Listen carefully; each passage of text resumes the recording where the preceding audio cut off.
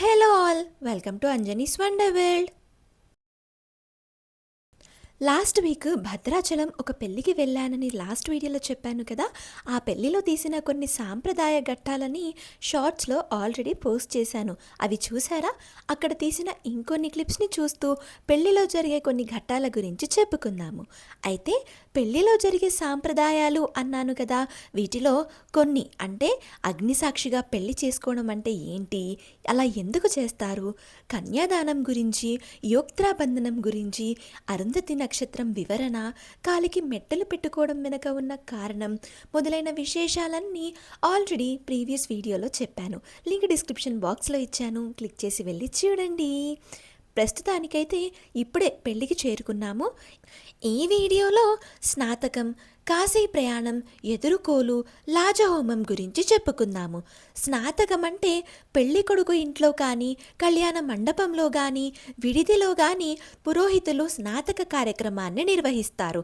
ఈ సంస్కారం వరుణ్ణి బ్రహ్మచర్యం నుంచి గృహస్థాశ్రమం స్వీకరించడానికి సిద్ధం చేసేటటువంటి కార్యక్రమం. బ్రహ్మచారిగా ఉండి తాను చేసిన దోషాలన్నిటికీ ప్రాయశ్చిత్తమే ఈ స్నాతకం. కాశీ ప్రయాణం స్నాతకం తర్వాత చాలా సరదాగా జరిగే కార్యక్రమం ఇది.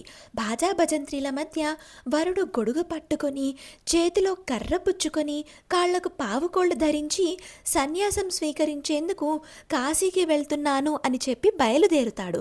వధువు సోదరుడు వచ్చి, బ్రహ్మచారి గారు మీ కాశీ ప్రయాణం విరమించుకోండి, మా సోదరుని వివాహం చేసుకొని గృహస్థుగా జీవించండి అని బొట్టు పెట్టి, బెల్లం ముక్క నోట్లో పెట్టి, కొత్త బట్టలు ఇచ్చి బతిమాలి వెనక్కి తీసుకొని వస్తాడు. ఎదురుకోలు కాశీయాత్ర విరమించి మండపానికి వచ్చిన వరుణ్ణి కన్యాదాత భార్యతో మేళతాళాల మధ్య పానకం బిందెతో ఎదురు వెళ్ళి స్వాగతం పలికి కొత్త బట్టలని, పానకాన్ని వరుడికి, వరుడి తరపు బంధువులకి ఇచ్చి వారిని పెళ్లికి ఆహ్వానిస్తాడు.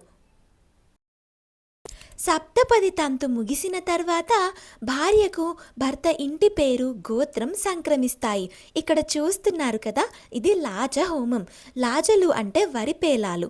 వధువు దోసిలిని వరుడు దోసిలిలో ఉంచి వధువు సోదరుడు పేలాలను తీసుకొని వారిద్దరి దోసిళ్లల్లో పోస్తాడు. ఆ పేలాలపై నెయ్యి చిలకరించి వాటిని అగ్నిలో వేస్తారు.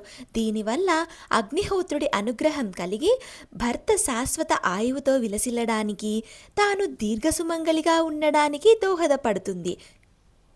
స్థాళీపాకం, నాగవల్లి గురించి మళ్ళీ ఎప్పుడైనా చెప్పుకుందాము. చెప్పాక ఆ వీడియో లింక్ డిస్క్రిప్షన్ బాక్స్లో ఇస్తాను. ఈ వీడియోని ఇక్కడితో కంప్లీట్ చేస్తున్నాను. మళ్ళీ ఒక ఇంట్రెస్టింగ్ టాపిక్తో నెక్స్ట్ వీడియోలో కలుద్దాము. Thank you for watching the video. Do like, share and subscribe.